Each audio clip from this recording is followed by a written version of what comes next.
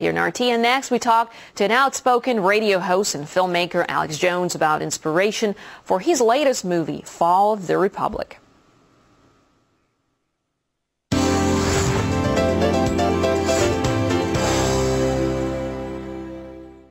RT is back in Austin, Texas, catching up with radio host and documentary filmmaker Alex Jones. Alex, thank you for joining us again. Thank you. Last time we were here in your studios was a couple of months after the inauguration. Now America has marked a year since it elected Barack Obama. What promises of change have actually materialized? From the day he was elected, before he even took office, we knew because of his advisors, being people from the Clinton and Bush administration before him, that he was going to break all his promises. But he's gone back on his word in our history. Even worse than we thought he would. In 2 wars. He took 50,000 troops out of Iraq, but put contractors in. He has escalated the troop surge in Afghanistan by over 30,000, and he's now said he's going to send an additional 40,000 to over 340,000 U.S. coalition and Afghan troops total there, outnumbering the supposed Taliban 12-1. So he lied about the war.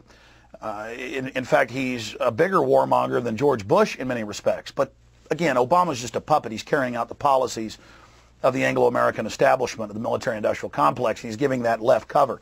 He also said that he was going to make the White House and government totally transparent. He's made who visits the White House secret.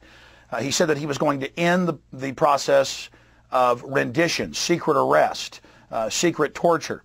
He's actually expanded that to indefinite detention, so worse than George W. Bush, if it's actually possible.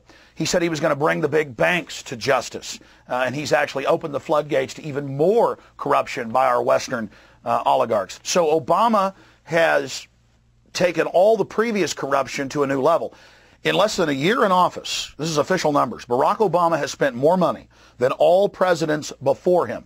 Your latest film is Fall of the Republic. Do you really believe the United States could be on its way to collapse? The United States, if it's going to fall, will only fall from within. And yes, the globalists are not mismanaging things. They want to bankrupt the U.S. They want to bring it down to third world status so they can further loot the economy. This is stated in their own documents. So these guys are holding our economy hostage, and they want a weakened America. They've used us as the muscle for their empire. They've used our tax money to fund their empire. Now they're completing their empire, and they want to move the power structure away from the United States to China and Europe. You often call upon the American people to rise up and save their country, a revolution basically. Do you think this is a good idea, and what could come out of it? And how could it really happen in the United States?